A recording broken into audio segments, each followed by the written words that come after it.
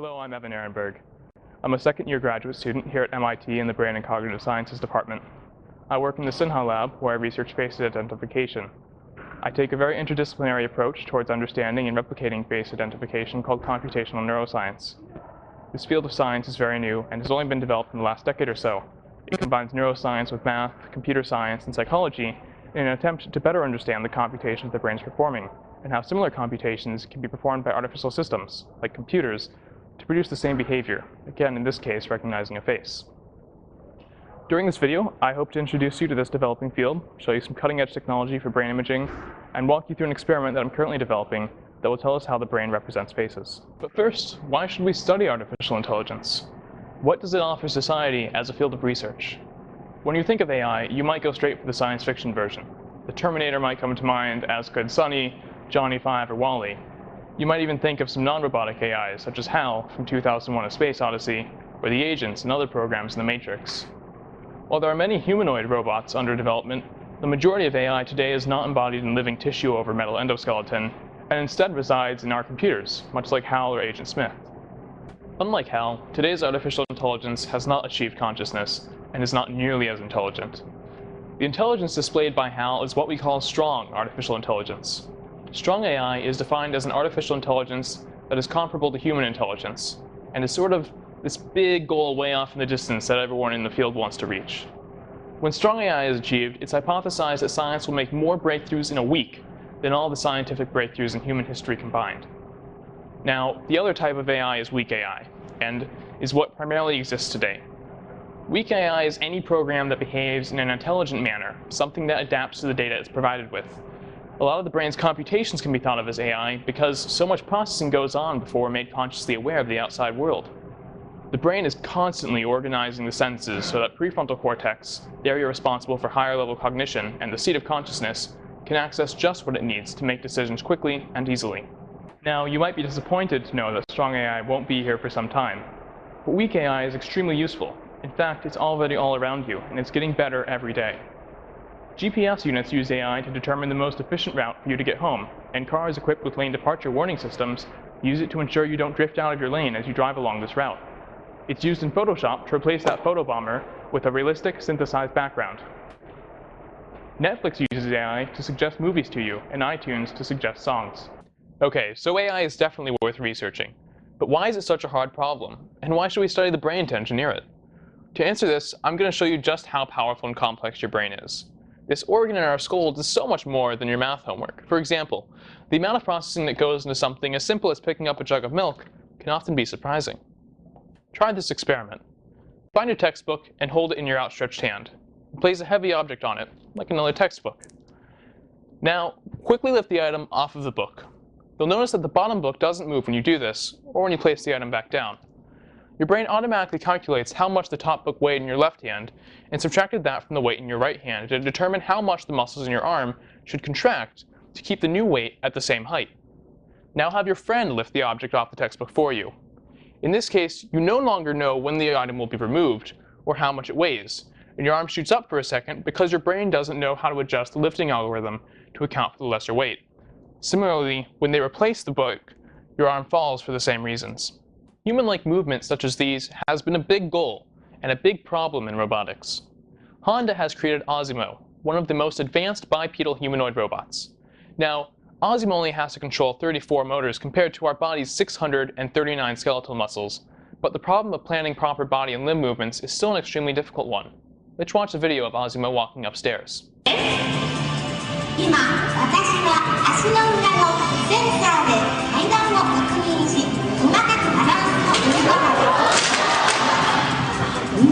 So you can see it started out pretty good, albeit slowly. But the moment it encountered a problem, it couldn't adapt its movement to prevent itself from falling. Let's take a quick look at some human locomotion.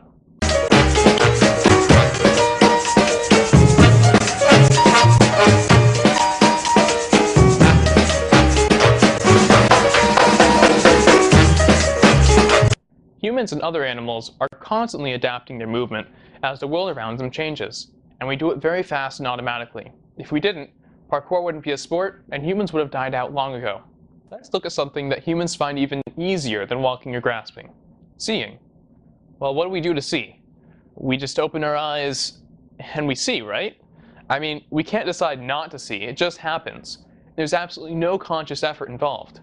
It sounds like a pretty simple problem for AI to conquer, and this is exactly what the pioneers of AI thought when they started the field in the summer of 1956. Why can't we just plug a camera into our computer and have it see? The reason vision is such a simple feat for us is because 30% of our cerebral cortex is devoted to processing it. Around 5 billion neurons are constantly making sense of the input from our eyes, so we don't have to. By the time the prefrontal cortex gets the data that started out in our retinas, the image is all sorted out and nicely labeled for us. If we could plug a camera into visual cortex and then have that feed into a computer, it would see just as easily as we do. Our brain does lots of extremely complex computations for us subconsciously, so that we can focus on what matters, the higher level objects around us that are represented in the sensory data that we receive. The more of our brain devoted to a task, the easier it is for us to do. Vision is an extremely difficult problem to solve, but because so much of our brains are optimized to solve it, it seems easy.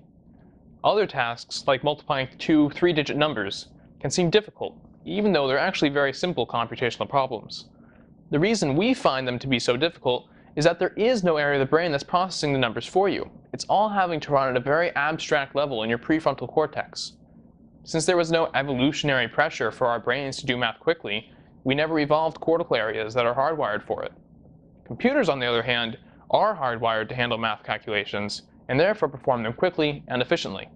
And now you can see why it's so difficult to develop artificial systems for vision, audition, and motor coordination, because these are all very difficult problems, and we aren't applying a lot of optimized computations for pre-processing of it, because we're still learning how. We're learning from the brain. High-resolution vision is such a difficult problem to solve that even our brain cannot learn to see in high resolution all at once, so we've evolved a way to develop it slowly. We are born with 2400 vision, specifically so that we can learn to see. To put that in perspective, people are considered legally blind past 2200 vision.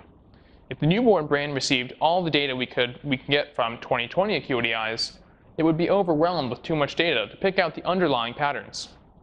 When we start with 2400 vision, our brains can parse the visual input and begin to learn how to see. As our brains learn some of the basic visual features, our eyes gradually gain acuity until they reach 20/20 vision around 6 years of age. And the brain is able to keep up because by this time, it's already learned some of the basics of vision. I like to think of the brain as my cheat sheet for how to engineer vision in a computer. I have this complex system that does exactly what I want my computer to do, so I study neuroscience to find out what our brains are doing, so I can design a computer program to do the same thing. So, without further ado, let's take a quick look at some basic features of the brain and neurons. The neuron is a very complex computational cell, so we'll just look at some of the basics here. Neurons are composed of 3 main parts: the soma, dendrites, and an axon. The soma is the cell body and doesn't differ much from other cells. Dendrites and axons are unique to neurons and allow neurons to compute. The axon is a large branch that lets the neuron communicate with other neurons. The axon ends with several synapses which make connections with the dendrites of other neurons. When a neuron is activated, it fires an electrical action potential down its axon. Here we have a blown up version of one of these synapses. When the action potential reaches a synapse, it activates a chain of events which fuse these vesicles with the cell wall, dumping neurotransmitter to the postsynaptic cell's dendrite, where the neurotransmitters activate these receptor sites right here. These receptors will come and go over time, and allow the neurons to change how inhibitory or excitatory they are towards each other. Neuroscientists call these values weights, and they vary from cell to cell. Changing the weights between neurons is essential for learning new things. We call this ability to change weights and rewire connections neural plasticity. Our brains are most plastic when we're very young, before about 6 years of age. Our brains are still solidifying until about 24 years of age. After that, they're much less plastic than before. Of course, you can still learn new things when you're older, but there are some things you can't do, like rewire your entire brain. You might think that you wouldn't survive removing half of your brain, but when you're very young, again about 5 years or younger, your brain can rewire itself and fix almost any damage it encounters. There have been children with very severe epilepsy who have hemispherectomies, where a neurosurgeon removes the epileptic hemisphere of the brain. These patients recover within a year, and years later, you still can't tell anything's wrong with them. But if you scan their brain, you'll find that half of it is missing. Now that we know a bit about neurons, let's go to the wet lab and talk about how many there are. Alright, so now I have an actual human brain here that's been partially dissected. Your brain has 85 billion neurons, and about 70 billion of them are in this little brain down here, called the cerebellum, which actually means little brain in Latin. The other 15 billion are found in the rest of the brain, which we call a telencephalon, or the cerebrum. If we take a cross-section of the brain, we can see that there is actually white and gray matter. The white matter is composed primarily of axons and gets its white pigmentation from myelin, which is a fatty tube that insulates axons, which communicate over long distances. Myelin speeds up the action potential and ensures that it doesn't die out along these long axons. The gray matter is where most of the neurons' bodies and dendrites reside and is called cortex. These wrinkles in the brain are called sulci and gyri. The sulci are any of these valleys, and the gyri are any of the hilltops that you can see from the outside of the brain. Gray matter in the cerebrum is called neocortex and does most of the computations in the brain. Neocortex is composed of 6 layers of cells and can learn just about anything.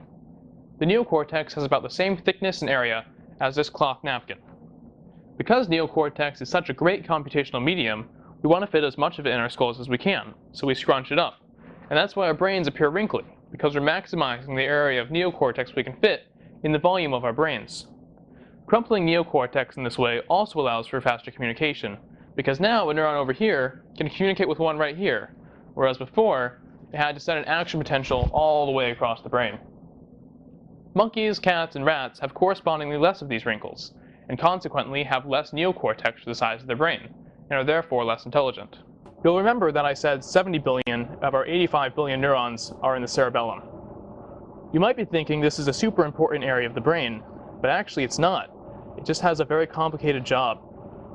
The cerebellum performs motor coordination for us. It makes sure that all of our movements are smooth and fluid.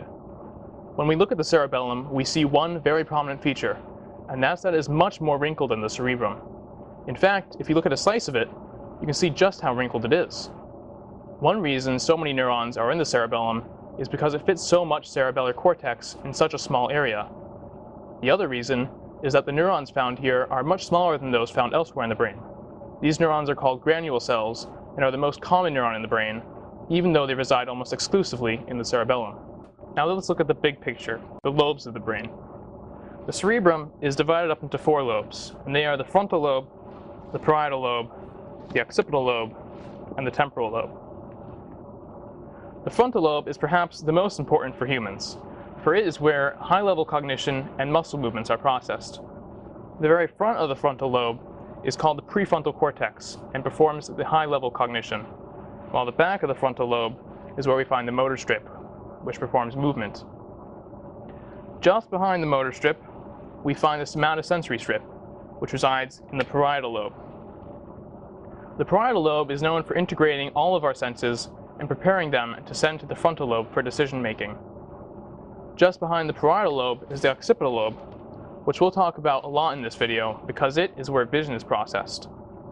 Finally, we have the temporal lobe, which also does some visual processing, but is perhaps best known for learning and memory, because this is where the hippocampus is. Here I've taken out the right temporal lobe of the brain. The hippocampus is this seahorse-shaped object right here. This takes in sensory input and stores it in the neocortex of the brain. It also aids in retrieving these memories, though they can be accessed by other means too. It's for this reason that people with damage to hippocampus can't form new memories. Patient HM is a very famous example of this. He had part of his temporal lobe removed to cure his epilepsy. The surgery removed most of the hippocampus, and from then on, he could only remember events which took place before the surgery. Interestingly enough, he could still be conditioned to fear something, like a person who constantly greeted him with a gag hand buzzer, but he would never know why he felt afraid of them. This suggests that simple conditional learning does not require the hippocampus. The 2 hemispheres of the brain communicate via a small cluster of axons called the corpus callosum, which you can see here. It's just this small area of white matter. Axons from the corpus callosum project to the neocortex via the corona radiata, which is this sort of radiating crown. These are the axons which come from the corpus callosum and project up to neocortex. Neocortex also projects back to the corpus callosum via the corona radiata. Finally, I just want to clarify 2 common misconceptions about the brain. First, we don't use 10% of our brain. We use all of it. As I demonstrated with hemispherectomy patients, We can still function fine with 50% of our brains, but if we have all 100% intact, we'll use all of it. Second, movies often portray neurons as floating in space with branching axons and dendrites in between. In reality, however, neurons are very tightly packed with no space between them. Here's an example of a rainbow stained slice of cortex, showing just how packed in they are. These neurons are dyed different colors, so they'll show up individually. It's really quite a beautiful sight. Let's not stop here, though. I think you know enough about the brain to take a closer look at vision now. Where else should we begin other than the eyes, where vision starts? You've probably already heard about how the eye's lens focuses light onto your retina, and how the image gets flipped upside down when it's focused. And if you didn't, you know now. What we're interested in, though, is the computational aspect of vision. So we're going to skip the lens and get right to the retina. You may not know, but there's actually computation going on in your eye right now as you watch this video. You see, after light activates a photoreceptor cell in your retina, there is a short series of other cells which perform pre-processing on the image before the signal gets sent out of the eye via the optic nerve. This pre-processing sets up the building blocks for edge detection later in the brain. The final layer of cells in the retina, called retinal ganglion cells, give a very specific response to light. They have what are called center surround fields, which means they treat light in the center of the receptive fields differently than they treat light in the periphery of the receptive fields. There are two main types of these cells, on-center and off-center, and they do exactly what you'd think they do. An on-center cell responds best when light is shown in the center and nowhere else. They don't respond much when there's light over the entire receptive field or when there's no light at all. And they're absolutely silent when the surround is activated and the center has no light. Off-center cells behave in exactly the opposite fashion. Later, neurons in visual cortex will take this information to create edge detectors. You can see, when we line up these center surround fields and have them send their input to a single neuron, this neuron will respond best to lines at this orientation, because it's going through the center of all the center surround fields and very little of the surround. Versus, say, a line at this orientation, we're only going through the center of one cell. Now, what's really interesting is that not only does this cell like this one orientation, but it likes it only in this position. You see, if I draw a line at the same orientation, but in a different position, it just goes over the surrounds of the cells. It doesn't go through any of the centers. And so this cell isn't going to be very active at all. It's a simple system, but it's a great one to look at to understand how neurons work together to create complex output. Let's continue on down the optic nerve and into the brain. You may be aware that the right side of the brain processes input from the left side of the body, and that similarly, the left side processes input from the right side of the body. This is true for vision as well, but instead of the right side of the brain taking input from just the left eye, the right side of the brain actually takes in input from anything on the left side of the visual field. To do this, the right brain hemisphere actually takes input from the right side of both eyes. If you assume these blue and red circles represent distinct objects, you can see how the light that bounces off of them ends up on the opposite side of both eyes. So light bouncing off of this red object, which is on the right side of your visual field, goes to the left side of both eyes. Similarly for the blue object. In order to have depth perception, each hemisphere takes input from one side of both eyes. This crossing of the optic nerves is known as the optic chiasm and is right here.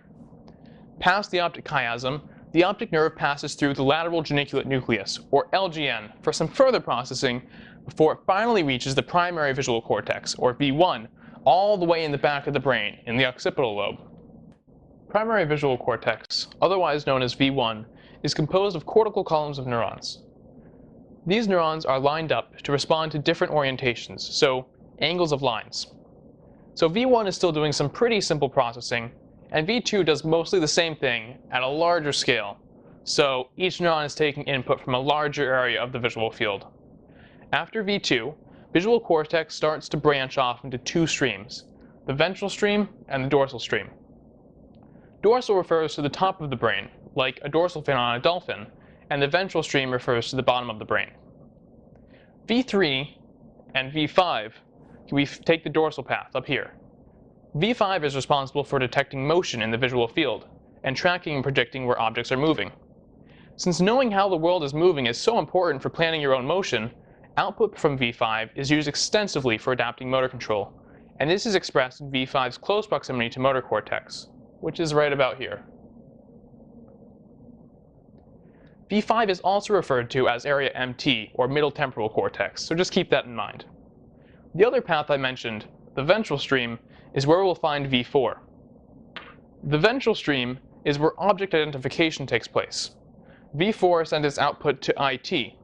IT stands for inferotemporal cortex and just tells us where it is, on the bottom of the temporal lobe. It's in IT that we finally start to recognize the objects in our environment, and where we find something called the fusiform face area, or FFA, which is very important for my research. It's called the fusiform face area because it lies in the fusiform gyrus on the bottom of the temporal lobe. FFA is one of the few areas of the brain that shows a specific response to an individual type of visual stimuli, a face. Even though we know other types of visual recognition are taking place in the ventral stream, we haven't found areas that show a recordable response toward just a few stimuli and not others that is as strong as what we find in FFA. Because FFA is still working at an unconscious level in our brains, its responses are not identical with what we think of as faces. While FFA shows the strongest response to faces, it will respond to like a headless body as well, something that we wouldn't qualify a face. Considering the current level of AI, the responses from fusiform face area are a great place to look for hints as to what features we use to classify objects. Now when I say features, we can think of these as something like the size of our ears or nose, but in reality, the features the brain and AI software make use of are more like the relative distance between the eyes with regard to the length of the nose. Anyway, we can manipulate individual features in a face, display these to humans positioned in a brain scanner, and observe how these morphed faces modulate response from inferotemporal cortex, and fusiform face area specifically. If we manipulate a feature and FFA doesn't show a change in response, we know that this is not a feature that the brain is sensitive to. If a feature, on the other hand, were to cause a fluctuation in FFA response, we know that this is a feature that the brain is using for face detection, and we should represent this as an important feature in our computational model or AI software for face identification. There's plenty of brain functions to study, and a wide variety of ways to study them.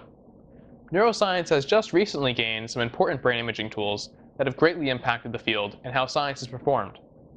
fMRI, EEG, MEG, and PET imaging provide scientists with a non-invasive way to view the brain's structure and record neural responses by measuring blood flow and electrical and magnetic fields produced by the brain. I use EEG and MEG in my research of face identification. EEG stands for electroencephalography, and MEG stands for magnetoencephalography. Now let's break these scary words down. So electro refers to the electrical fields that this device measures, and encephalo is Latin for brain. And graph means to measure, so EEG is a device which measures the electrical fields of the brain. MEG similarly means a device which measures the magnetic fields of the brain. These devices are essentially measuring two dimensions of the same thing, since everywhere an electrical field is moving, a magnetic field is generated too. Magnetic fields pass through the skull more easily than electrical fields, which allow us to record from neurons at a higher frequency with MEG than with EEG. Unfortunately, because of the way magnetic fields are generated, we can only detect them from the neurons in the sulci, or valleys of the brain. To detect neurons residing in the gyri, or the surface of the brain, we have to use EEG, which detects both neural activity from the sulci and gyri. Thankfully, EEG does not interfere with MEG, and so scientists such as myself will often place an EEG cap, such as this one, on a subject when they use MEG in order to pick up these additional signals. While this EEG cap is fairly small, the MEG machine takes up an entire room. This is because the magnetic fields, while they carry more information through the skull, are much fainter than the electrical fields produced by action potentials. Let's take a look at the MEG facility. Alright, so this room on my right is where the MEG is housed.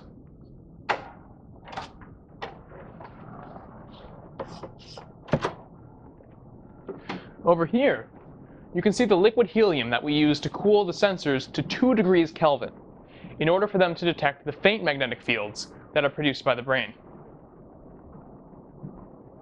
Over here, you can see all the computers that we use to control the stimuli we give our participants.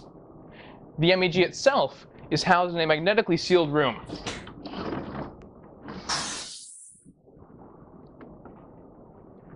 You can see there are 3 layers of pure aluminum bound to ferromagnetic layers. This makes sure that none of the magnetic fields out here interfere with the MEG's ability to record from our participants. Alright, so to enter the room, I've had to remove all metal from my body, including my glasses and my mic. So I apologize if the audio quality goes down a bit for the next few seconds. But here, you can see the MEG. It's quite a big machine. Just on the inside of this rim are over 300 squids, or superconducting quantum interference devices. And these are the sensors that the MEG uses to record from your brain. Now, if you were a participant in one of our studies, you get to sit in this nice, comfy leather chair, do a few simple experiments, and that's it. I should mention that the MEG is completely non-invasive, so nothing goes in your brain. It's just like sitting in the hairdryer, the hair so. One psychophysics experiment, which I'm currently working on, will utilize both MEG and EEG, and will focus on determining IT's ability to differentiate familiar faces from those unfamiliar to us, and even to distinguish individual familiar faces from other familiar faces. MEG and EEG provide excellent temporal resolution, meaning that they can tell us exactly when groups of neurons in the brain are firing. However, it has relatively poor spatial resolution compared to other brain imaging techniques such as magnetic resonance imaging. It's for this reason that I'm looking across all of inferotemporal cortex for data indicating that the brain is making these distinctions, because FFA is so small that we don't get much data from it using MEG. For my database of familiar and unfamiliar images, I'll be showing my subjects. I've chosen 200 images of American celebrities, composed of 4 celebrities with 5 different photos of each. I've also included a similar 200 images of foreign celebrities, which are unfamiliar to my American subjects. Subjects will be given a series of tasks, ranging from passive viewing, where there is no task, to simple change detection, where now and then a blue dot will appear on the screen instead of a face, and participants will have to push a button to indicate that this has happened. These tasks are actually called distractor or dummy tasks. We don't actually care about their performance on these tasks beyond making sure they're paying attention and not daydreaming. In fact, we want to make sure that these tasks are ones that won't interfere with the processing of the faces. However, we will be running a control during the experiment where participants are asked to press a button if they recognize a face. By having subjects engage in this task we are measuring, we can see how top-down processing and attention affects IT's response to familiar and unfamiliar faces. To determine if the brain response is responding to the identity of the face versus some set of visual features, we will also flash the names of the celebrities on screen. If we find a similar response for the names as we did for the faces, then it looks like IT is doing some very high-level recognition of the person and can be activated by their face or their name. What we expect to find, however, is that IT and FFA will show a preference for the faces and not the names, meaning that they are face detectors and not identity recognizers.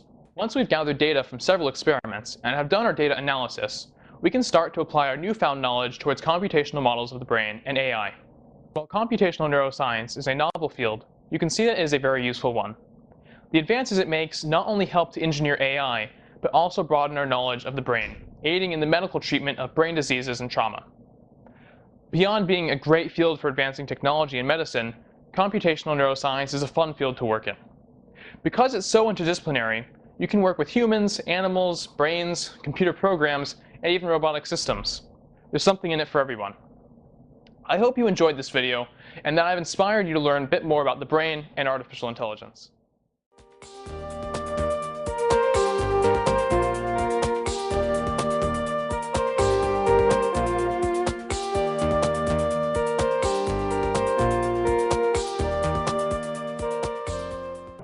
Weak AI is any program that behaves in an intelligent manner, something that adapts to the data it's provided with. A lot of the brain's computations can be thought of as AI because so much processing goes on before we're made consciously aware of the outside world. The brain is constantly organizing the senses so that prefrontal cortex, the area responsible for higher level cognition and the seat of consciousness, can access just what it needs to make decisions quickly and easily. Now, you might be disappointed to know that strong AI won't be here for some time, but weak AI is extremely useful. In fact, it's already all around you, and it's getting better every day. GPS units use AI to determine the most efficient route for you to get home, and cars.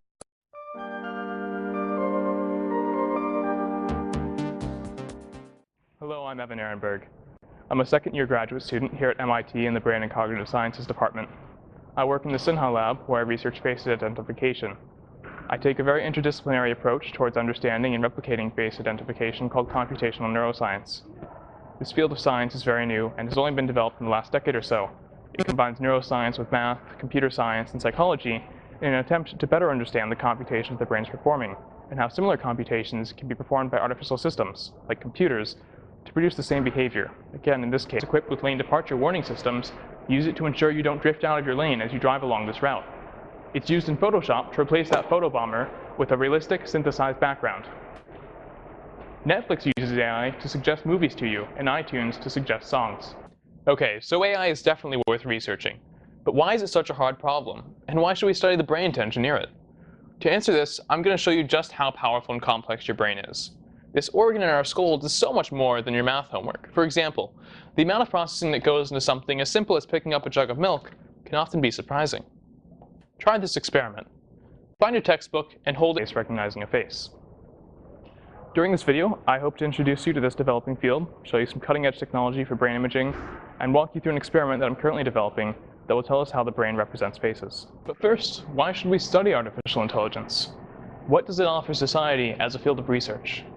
When you think of AI, you might go straight for the science fiction version. The Terminator might come to mind, as could Sunny, Johnny 5, or WALL-E. You might even think of some non-robotic AIs, such as HAL from 2001: A Space Odyssey, or the agents and other programs in the Matrix. While there are many humanoid robots under development, the majority of AI today is not embodied in living tissue over metal endoskeleton, and instead resides in our computers, much like HAL or Agent Smith. Unlike HAL, today's artificial intelligence has not achieved consciousness, and is not nearly as intelligent. The intelligence displayed by HAL is what we call strong artificial intelligence. Strong AI is defined as an artificial intelligence that is comparable to human intelligence, and is sort of this big goal way off in the distance that everyone in the field wants to reach. When strong AI is achieved, it's hypothesized that science will make more breakthroughs in a week than all the scientific breakthroughs in human history combined. Now, the other type of AI is weak AI, and is what primarily exists today.